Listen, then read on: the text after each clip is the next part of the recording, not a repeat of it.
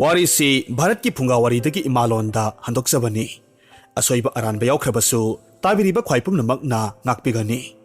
ꯋꯥꯔꯤ ꯍꯟꯗꯣꯛꯄꯤꯔꯛꯄ ꯁꯨꯔꯖ ꯑꯊꯣꯛꯄꯝ꯫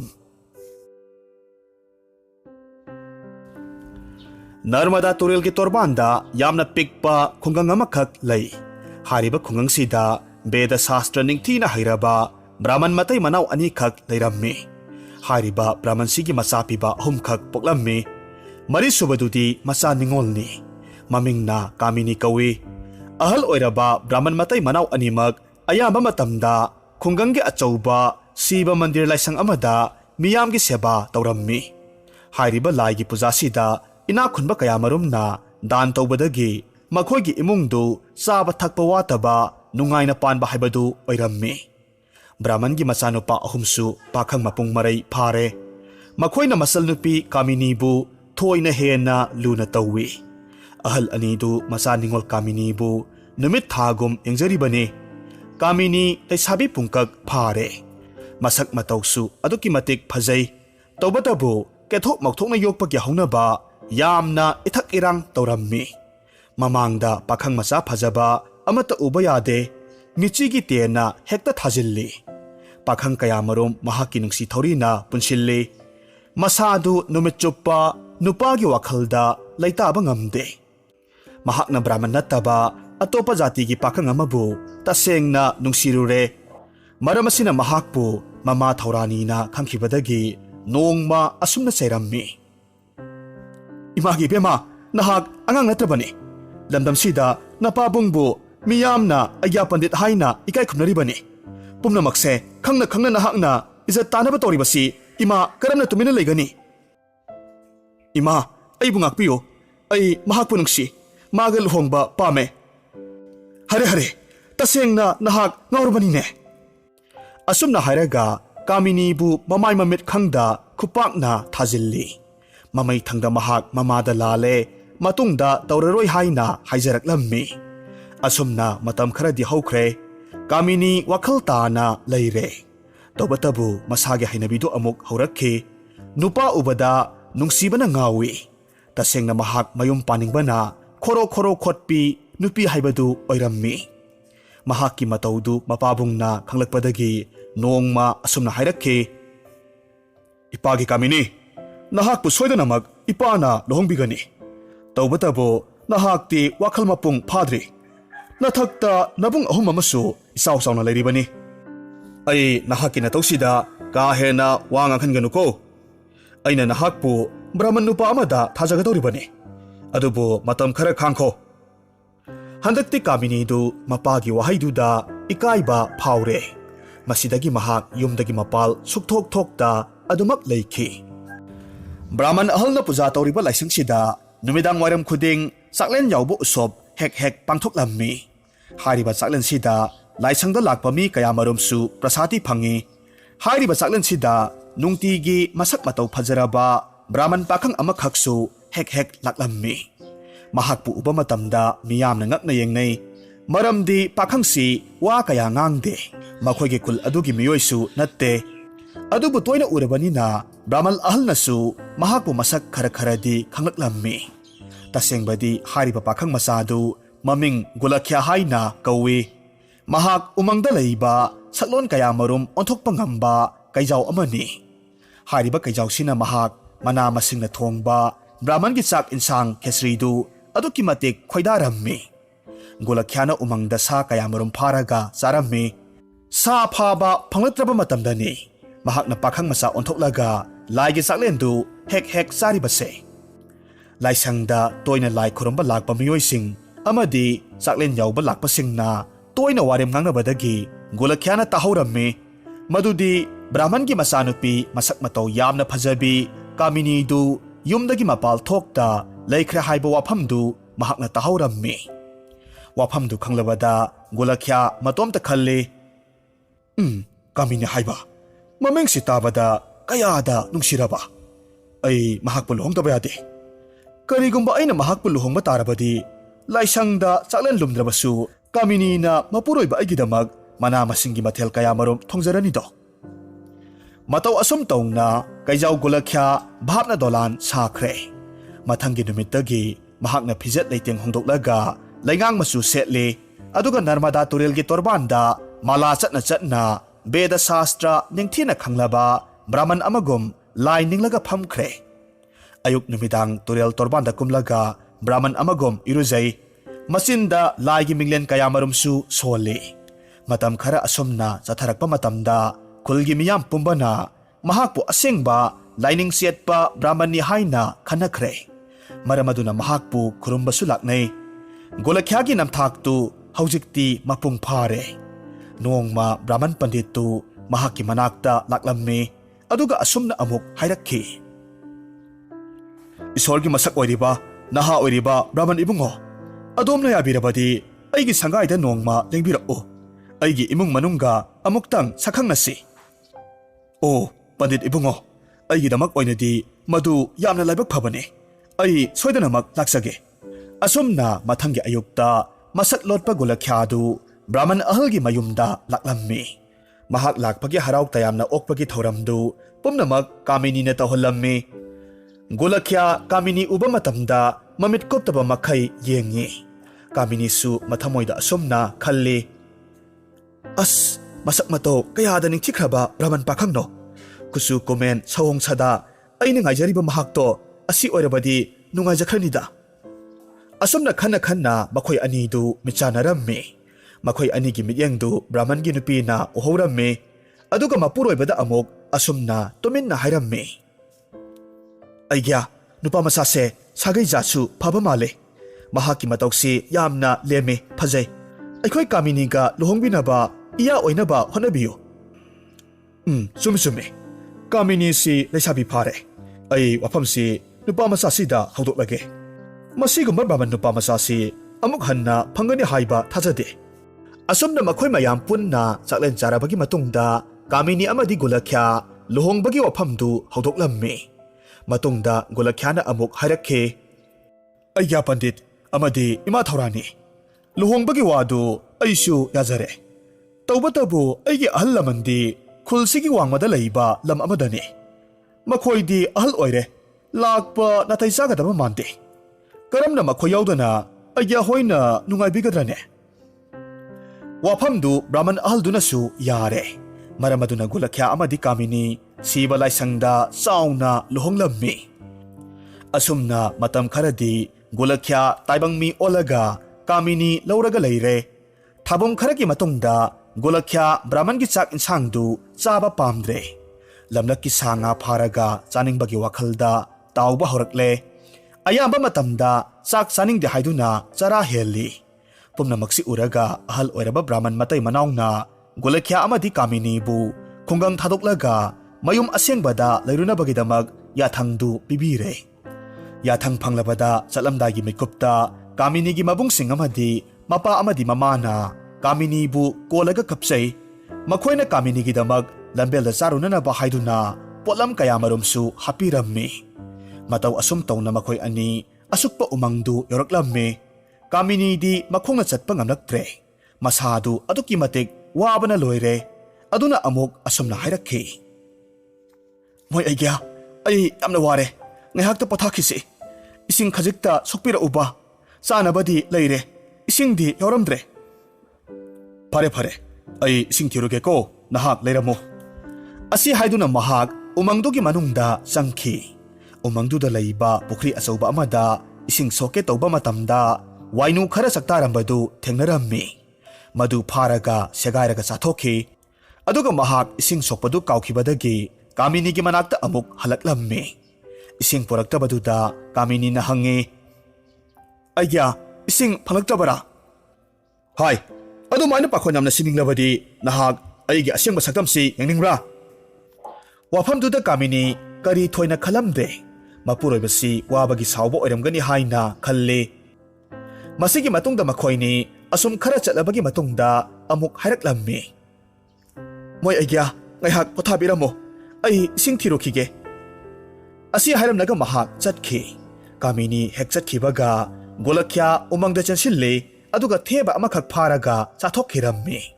Kamini na ising soklaga halakpa matamda mahak khajiktangdi singnaba phaurammi maramdi mapuroibagi masenda E ꯇꯩꯕꯗꯨ ꯃꯍꯥꯛꯅ ꯎꯔꯦ꯫ ꯀꯥꯃꯤꯅꯤꯅ ꯀꯗꯥꯏꯗꯒꯤ ꯏꯅꯣ ꯑꯁꯣꯛ ꯑꯄꯟ ꯌꯥꯎꯕ꯭ꯔꯥ ꯍꯥꯏꯅ ꯍꯪꯉꯤ꯫ ꯃꯇꯝꯗꯨꯗ ꯒꯣꯂꯛꯈ꯭ꯌꯥꯅ ꯌꯥꯝꯅ ꯁꯥꯎꯅ ꯑꯁꯨꯝꯅ ꯈꯨꯝꯃꯤ, ꯍꯥꯏ, ꯅꯪ ꯋꯥꯍꯪ ꯌꯥꯝꯅ ꯍꯪꯕ ꯄꯥꯝꯂꯕꯗꯤ ꯑꯩꯒꯤ ꯑꯁꯦꯡꯕ ꯃꯁꯛ ꯌꯦꯡꯅꯤꯡꯕ꯭ꯔꯥ? ꯑꯩꯗꯤ ꯅꯍꯥꯛꯀꯤ ꯅꯅꯥꯏꯅꯨꯕꯤꯅꯦ, ꯀꯔꯤꯁꯨ ꯀꯥꯏꯗꯦ, ꯃꯄꯨꯔꯣꯏꯕꯒꯤ ꯑꯐ ꯐꯠꯇ ꯈꯪꯖꯤꯟꯕ ꯃꯐꯩꯅ꯫ ꯑꯁꯨꯝꯅ ꯅꯣꯛꯐꯦꯠ ꯇꯧꯔꯒ ꯈꯨꯝꯖꯔꯝꯃꯤ꯫ ꯃꯍꯥꯛꯀꯤ ꯃꯤꯅꯣꯛꯇꯨ ꯂꯣꯏꯗ꯭ꯔꯤꯉꯩ ꯃꯇꯝꯗ ꯒꯣꯂꯛꯈ꯭ꯌꯥꯒꯤ ꯃꯁꯥꯗꯨ ꯃꯔꯥꯡ ꯃꯔꯥꯡ ꯂꯥꯡꯂꯛꯈꯤ, ꯃꯈꯣꯡ ꯃꯔꯤ ꯄꯥꯜꯂꯛꯈꯤ꯫ ꯏꯀꯣꯟ ꯀꯣꯟꯕ ꯃꯇꯝꯗ ꯑꯆꯧꯕ ꯀꯩꯔꯦꯜ ꯀꯩꯖꯥꯎ ꯑꯃꯈꯛ ꯑꯣꯟꯊꯣꯔꯛꯂꯦ꯫ ꯀꯥꯃꯤꯅꯤ ꯃꯗꯨ ꯎꯕ ꯃꯇꯝꯗ ꯃꯆꯤꯟ ꯃꯌꯥꯗꯨ ꯀ꯭ꯔꯛ ꯀ꯭ꯔꯛ ꯆꯤꯛꯅ ꯀꯤꯕꯅ ꯊꯛ ꯊꯛ ꯅꯤꯛꯂꯝꯃꯤ꯫ ꯃꯇꯝꯗꯨꯗ ꯀꯩꯗꯨꯅ ꯑꯃꯨꯛ ꯃꯤꯔꯣꯜꯗ ꯍꯥꯏꯔꯛꯈꯤ, ꯑꯩꯍꯥꯛꯁꯤ ꯁꯥꯏꯑꯣꯟ ꯀꯌꯥꯃꯔꯨꯝ ꯇꯧꯕ ꯉꯝꯕ ꯀꯩꯅꯤ, ꯑꯗꯨꯒ ꯖꯤꯕ ꯀꯌꯥꯒꯤ ꯃꯔꯣꯜꯁꯨ ꯉꯥꯡꯕ ꯉꯝꯃꯤ꯫ ꯅꯍꯥꯛꯅ ꯑꯩꯕꯨ ꯀꯤꯕꯒꯤ ꯀꯥꯟꯅꯕ ꯂꯩꯇꯦ꯫ ꯅꯍꯥꯛ ꯑꯩꯒꯤ ꯅꯨꯄꯤꯅꯤ, ꯑꯩꯅ ꯍꯥꯏꯕ ꯄꯨꯝꯕ ꯌꯥꯒꯗꯕꯅꯤ꯫ ꯑꯗꯨꯒ ꯑꯃꯅ, ꯑꯩꯒꯤ ꯑꯔꯣꯟꯕꯁꯤ ꯅꯍꯥꯛꯅ ꯀꯔꯤꯒꯨꯝꯕ ꯑꯇꯣꯞꯄꯗ ꯍꯥꯏꯗꯣꯛꯂꯕ ꯅꯍꯥꯛꯀꯤ ꯅꯀꯣꯛꯇꯨ ꯑꯩꯅ ꯁꯦꯒꯥꯏꯒꯗꯕꯅꯤ, ꯈꯪꯉꯨꯀꯣ꯫ ꯃꯁꯤꯗꯒꯤꯗꯤ ꯀꯥꯃꯤꯅꯤ ꯋꯥ ꯑꯃꯠꯇ ꯉꯥꯡꯈꯤꯗ꯭ꯔꯦ꯫ ꯃꯊꯃꯣꯏꯗ ꯃꯌꯨꯝꯒꯤ ꯃꯕꯨꯡ ꯃꯧꯄ꯭ꯋꯥꯁꯤꯡ, ꯃꯃꯥ ꯑꯃꯗꯤ ꯃꯄꯥꯅ ꯍꯥꯏꯈꯤꯕ ꯃꯌꯥꯝꯗꯨ ꯅꯤꯡꯁꯤꯡꯂꯒ ꯃꯃꯤꯠꯇ ꯃꯄꯤ ꯂꯦꯞꯄ ꯂꯩꯇ ꯁꯤꯟꯊꯔꯝꯃꯤ꯫ ꯃꯇꯣꯝꯇ ꯃꯁꯥꯅ ꯃꯁꯥꯕꯨ ꯄꯪꯉꯤꯗꯀꯣ ꯑꯩꯁꯦ ꯍꯥꯏꯅ ꯈꯟꯖꯈꯤ꯫ ꯑꯁꯨꯝ ꯂꯦꯞꯄ ꯂꯩꯇ ꯂꯥꯛꯄꯅ ꯃꯈꯣꯏ ꯑꯁꯨꯛꯄ ꯎꯃꯪꯒꯤ ꯃꯌꯥꯏꯗ ꯀꯩꯖꯥꯎꯗꯨꯒꯤ ꯃꯌꯨꯝꯗ ꯊꯨꯡꯂꯔꯦ꯫ ꯌꯨꯝꯗꯨ ꯊꯥꯏꯅꯒꯤ ꯑꯃꯟꯕ ꯀꯣꯅꯨꯡ ꯑꯃꯅꯤ꯫ ꯑꯆꯧꯕ ꯃꯊꯛ ꯃꯈꯥꯒꯤ ꯀꯥꯁꯤꯡ ꯑꯃꯗꯤ ꯂꯩꯅꯨꯡꯒꯤ ꯀꯥꯁꯨ ꯂꯩꯔꯝꯃꯤ꯫ ꯃꯊꯪꯒꯤ ꯑꯌꯨꯛꯇ ꯀꯩꯗꯨꯅ ꯑꯃꯨꯛ ꯍꯥꯏꯔꯛꯈꯤ, ꯀꯥꯃꯤꯅꯤ, ꯅꯍꯥꯛ ꯑꯩꯒꯤ ꯂꯝꯑꯣꯛ ꯑꯀꯪꯕꯁꯤ ꯊꯣꯡꯂꯝꯃꯨ꯫ ꯑꯩ ꯎꯃꯪꯗ ꯁꯥ ꯇꯥꯟꯕ ꯆꯠꯂꯤꯕꯅꯤ꯫ ꯍꯣꯔꯦꯟ ꯑꯩꯅ ꯍꯜꯂꯛꯄ ꯃꯇꯝꯗ ꯁꯖꯤ ꯄꯨꯔꯛꯀꯅꯤ꯫ ꯀꯥꯃꯤꯅꯤ ꯀꯔꯤꯁꯨ ꯈꯨꯝꯗ ꯇꯨꯃꯤꯟꯅ ꯂꯩ꯫ ꯅꯣꯡꯃꯇ ꯁꯥ ꯉꯥ ꯆꯥꯔꯛꯇ꯭ꯔꯕꯁꯨ ꯍꯪꯒꯣꯏ ꯍꯪꯒꯣꯏꯅ ꯁꯥꯁꯤꯡꯗꯨ ꯊꯣꯡꯂꯝꯃꯤ꯫ ꯆꯥꯛꯁꯪꯗꯒꯤ ꯃꯄꯥꯜꯗ ꯀꯌꯥꯔꯛ ꯆꯦꯟꯊꯣꯛꯂꯒ ꯑꯣꯠꯊꯔꯝꯃꯤ꯫ ꯃꯍꯥꯛ ꯃꯌꯨꯝ ꯅꯤꯡꯁꯤꯡ ꯅꯤꯡꯁꯤꯡ ꯑꯗꯨꯛꯀꯤ ꯃꯇꯤꯛ ꯀꯞꯆꯔꯝꯃꯤ꯫ ꯑꯁꯨꯝꯅ ꯅꯨꯃꯤꯠ ꯀꯌꯥꯅꯤꯔꯣꯝ ꯍꯧꯈ꯭ꯔꯦ꯫ ꯈꯔ ꯂꯩꯔꯒꯗꯤ ꯀꯩꯖꯥꯎꯗꯨꯅ ꯃꯍꯥꯛꯀꯤ ꯅꯨꯄꯤꯒꯤꯗꯃꯛ ꯆꯦꯡ ꯍꯋꯥꯏ ꯃꯅꯥ ꯃꯁꯤꯡ ꯄꯨꯔꯛꯂꯒ ꯊꯝꯕꯤꯔꯝꯃꯤ꯫ ꯑꯗꯨꯒ ꯃꯍꯥꯛꯇꯤ ꯑꯗꯨꯃꯛ ꯁꯥ ꯆꯥꯔꯝꯃꯤ꯫ ꯍꯥꯏꯔꯤꯕ ꯃꯇꯝ ꯑꯁꯤꯃꯛꯇꯤ ꯀꯥꯃꯤꯅꯤꯗꯨ ꯃꯁꯥ ꯋꯥꯏ ꯁꯪꯗ꯭ꯔꯦ꯫ ꯑꯁꯨꯝꯅ ꯊꯥꯕꯝ ꯈꯔ ꯂꯩꯔꯒꯗꯤ ꯑꯉꯥꯡ ꯑꯃꯈꯛ ꯎꯅꯔꯦ꯫ ꯑꯉꯥꯡꯗꯨ ꯎꯕ ꯃꯇꯝꯗ ꯀꯥꯃꯤꯅꯤ ꯄꯥꯈꯠꯅ ꯂꯥꯎꯏ꯫ ꯃꯔꯝꯗꯤ ꯑꯉꯥꯡꯗꯨ ꯇꯥꯏꯕꯪ ꯃꯤ ꯅꯠꯇꯦ, ꯀꯩ ꯃꯆꯥ ꯑꯃꯈꯛꯅꯤ꯫ ꯅꯣꯡꯃ ꯀꯩꯖꯥꯎꯗꯨ ꯁꯥ ꯐꯥꯕ ꯆꯠꯈ꯭ꯔꯤꯉꯩ ꯃꯇꯝꯗ ꯈꯨꯅꯨ ꯑꯃꯈꯛ ꯄꯥꯏꯔꯛꯂꯒ ꯀꯥꯃꯤꯅꯤꯒꯤ ꯆꯥꯛꯁꯪ ꯃꯌꯥꯗ ꯇꯣꯡꯂꯝꯃꯤ꯫ ꯃꯗꯨ ꯎꯕ ꯃꯇꯝꯗ ꯀꯥꯃꯤꯅꯤꯅ ꯍꯥꯏꯖꯩ, ꯍꯥꯗ ꯈꯨꯅꯨ ꯅꯨꯡꯁꯤꯕꯤ, ꯅꯇꯥ ꯑꯩꯒꯤ ꯑꯋꯥꯕꯁꯤꯕꯨ ꯌꯦꯡꯕ ꯉꯝꯂꯤꯕ꯭ꯔꯥ? ꯅꯍꯥꯛꯅ ꯑꯩꯒꯤ ꯑꯋꯥꯕꯁꯦ ꯈꯪꯕꯤꯔꯕꯗꯤ ꯑꯩꯒꯤ ꯈꯨꯠꯇꯒꯤ ꯆꯦꯡ ꯃꯔꯨꯁꯦ ꯆꯥꯕꯤꯌꯨ꯫ ꯈꯨꯗꯛꯇ ꯈꯨꯅꯨꯗꯨ ꯄꯥꯏꯊꯔꯛꯂꯝꯃꯤ, ꯑꯗꯨꯒ ꯆꯦꯡꯁꯤꯡꯗꯨ ꯆꯥꯔꯝꯃꯤ꯫ ꯀꯥꯃꯤꯅꯤꯅ ꯃꯍꯥꯛꯀꯤ ꯑꯋꯥꯕ ꯃꯄꯥꯎꯗꯨ ꯑꯄꯥꯛꯄ ꯕꯥꯕꯨ ꯄꯥꯇ꯭ꯔ ꯎꯅꯥꯗ ꯏꯔꯒ ꯈꯨꯅꯨꯒꯤ ꯃꯉꯛꯇ ꯁꯤꯕꯤꯔꯦ꯫ ꯑꯗꯨꯒ ꯑꯃꯨꯛ ꯑꯁꯨꯝꯅ ꯍꯥꯏ, ꯏꯇꯥ ꯈꯨꯅꯨ ꯅꯨꯡꯁꯤꯕꯤ, ꯑꯩꯒꯤ ꯑꯋꯥꯕ ꯋꯥꯔꯤꯁꯦ ꯊꯪꯅꯕ ꯆꯤꯡꯒꯤ ꯋꯥꯡꯃꯗ ꯂꯩꯔꯤꯕ ꯈꯨꯜꯒꯤ ꯁꯤꯕ ꯂꯥꯏꯁꯪꯗ ꯌꯧꯍꯟꯕꯤꯌꯨꯀꯣ꯫ ꯃꯁꯤꯒꯤ ꯃꯇꯨꯡꯗ ꯈꯨꯅꯨꯗꯨ ꯄꯥꯏꯈ꯭ꯔꯦ, ꯑꯗꯨꯒ ꯁꯤꯕ ꯂꯥꯏꯁꯪꯗ ꯎꯅꯥꯗꯨ ꯂꯪꯊꯔꯝꯃꯤ꯫ ꯎꯅꯥꯗ ꯏꯔꯤꯕ ꯋꯥꯍꯩꯁꯤꯡꯗꯨꯗꯒꯤ ꯃꯕꯨꯡ ꯑꯍꯨꯝꯅ ꯃꯆꯜꯒꯤ ꯑꯋꯥꯕ ꯄꯨꯝꯅꯃꯛ ꯈꯪꯂꯗꯨꯅ ꯎꯃꯪ ꯇꯝꯅ ꯂꯃꯟ ꯈꯨꯝꯅꯕꯒꯤꯗꯃꯛ ꯈꯣꯡꯁꯥꯜꯂꯛꯂꯝꯃꯤ꯫ ꯃꯕꯨꯡ ꯑꯍꯨꯝꯗꯨꯅ ꯆꯤꯡ ꯄꯥꯠ ꯇꯨꯔꯦꯜ ꯀꯌꯥꯃꯔꯨꯝ ꯐꯥꯎꯅ ꯂꯥꯛꯄ ꯃꯇꯝꯗ ꯂꯝꯍꯥꯡ ꯑꯃꯗ ꯅꯥꯏꯇꯣꯝ ꯇꯥꯕ ꯒꯙꯥ ꯑꯃꯈꯛ ꯊꯦꯡꯅꯔꯝꯃꯤ꯫ ꯃꯇꯝꯗꯨꯗ ꯃꯕꯨꯡ ꯑꯇꯣꯟꯕꯗꯨꯅ ꯍꯥꯏꯔꯛꯈꯤ, ꯇꯥꯗ, ꯑꯩꯈꯣꯏꯅ ꯊꯦꯡꯅꯔꯤꯕ ꯒꯙꯥꯁꯤ ꯄꯨꯈ꯭ꯔꯁꯤ, ꯃꯁꯤ ꯀꯥꯟꯅꯕ ꯂꯥꯛꯄꯁꯨ ꯌꯥꯏ꯫ ꯃꯌꯥꯝꯕ ꯑꯍꯜꯅ ꯑꯃꯨꯛ ꯈꯨꯝꯃꯤ, ꯑꯇꯣꯝꯕ, ꯃꯇꯝ ꯃꯥꯡꯅꯕꯅꯤ, ꯀꯩ ꯀꯥꯟꯗꯕ ꯃꯗꯨ ꯄꯨꯔꯒ ꯀꯩꯗꯧꯒꯦ ꯍꯥꯏꯕꯅꯣ?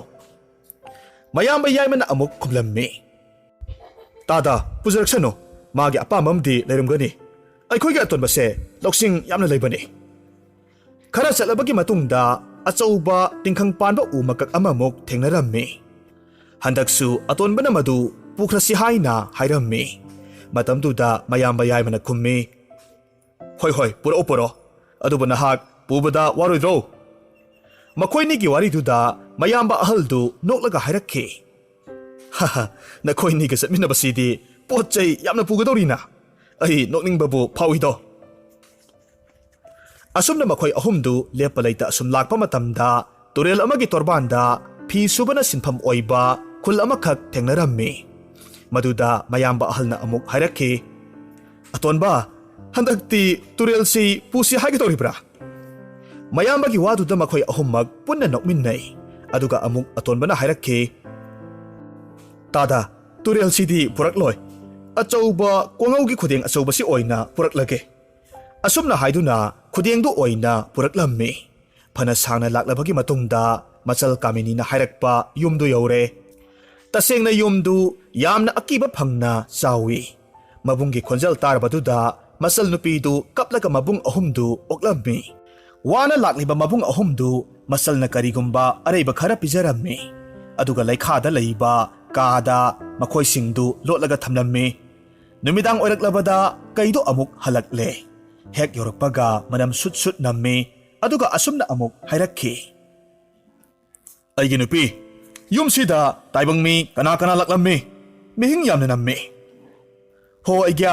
aigi ibungsingdo nahakpu unaba laklammi adubu yumsida yamna sauba sa makhak changlaga leikhibadagi makhoi singdo loinamak chatkhre kari haiba aigi ibai ahumbu laklammi haiba makhoi ngahaktangsu ngairamba yabani natte nahakna aibu kai oligaina makhoida hairurabra aigya kadaidagi wano nangse kai oirabasu aiga yum palaga isa lairibasini madu haidulubagi kanaba leite makhoi ahumna tamthiba sadu leinungi kada pharaga thanamlaga thongdu lolaga chatkhre asumna ngaihak wari sanaringai matamda leinungi kadagi mabung atombana gadhagi manakongda tera kaksing amakhak hapsillammi kaksing na chikpaduda gadhadu phibam kaina khonglakhe kaidu matamduda kibana thak niklammi tanjaduda leinungi kadagi amuk asumna laurakhe ai ngasisi kaisa chaningida thongsi hangdo o kaido amuk kina khomme nahak karama sano yumsida kaido bulaklibano nakhoina hangdabanina aigi khongpaksi yengo asi haidana ahoba makul amadagi ngasai purakpa tingkhang panba u makaktu thindoklammi kaidu tasengna kibadagi masadu niklammi adudagi di kaidu kina thong ahobaduda karamba sano khangnaba yenglammi tanjasida mabung atombaduna kongaugi khudengdu inthorakhi aduga amuk hairaklammi puksi lambana loire kai nahak leiramu khangani asi hairaga mahakna gadhadugi manadu yamna kanna singlaga hauna khonghallammi maduda kaidu yamna pakhatna mapalda senthokhi kaiduna senkhrabaduda khonglei thuna mabung ahumak thoraklaga pokpada ngairiba kai masadu tangkhai tana thangna yanthatli aduga mapalda yalaga thammi yumdusu mai thadoklammi aduga masaldu puraga mayum younanaba chenkhirammi ahing athengbada kaidu mayumda halakpa matamda mahaki masadu sirambaduda aduki matik kapsarammi mamai thangda mahakna matomta soli namthak haibinupi nahaksu aigi isagum tangkhai tana segairaga setkani aduga aina nangbu chagani khango asi haiduna kaminigi khongul lirakhi adubu makhoi maridudi asomda mayumda uchinna chinna yaukhre masigi matung kaijaudu nongmanini leraga atopa lining banaha amakhak olaga kaminigi mayumda bikhyani balaklammi kamini du madu ubamatamda khajiktada khanglammi lakli banaha lining basi mahaki nupa kaijauduni haibasi khanglammi maramasina mahak lona mabungsingda hairaga makhoi amata oina thoraklammi aduga lining banupadu okpirammi mabung ahalna yatumgumna tumna itlaba waset kayamarum haplaba phampak amada mathakta phak tharaga lining banupaduda hairakhi isorgi masak oiraba pandit adomgi khong samnanaba isalna isinglumli phaksida ngaihaktang pothabiyo kaino onba lining banupadu singdaba karisu leita phaktuda tingthoklammi mahakna areng khuding machin tumba posaktuna thinbadagi mamai thangda mahak masa pumba phoreng langlabada kaigi saktamda amuk olaklammi matamduda tanja chare khanduna kamini du thorakle aduga kairel kaijaudu utupna thomlaga hatokhirammi kai sikhrabaduda kamini du mapuroiba sikhrabi lukhrabi amagum asamba fijet set isorge minglen solaga punsi chuppa siba mandir gi laisangduda mapunsi lenkhi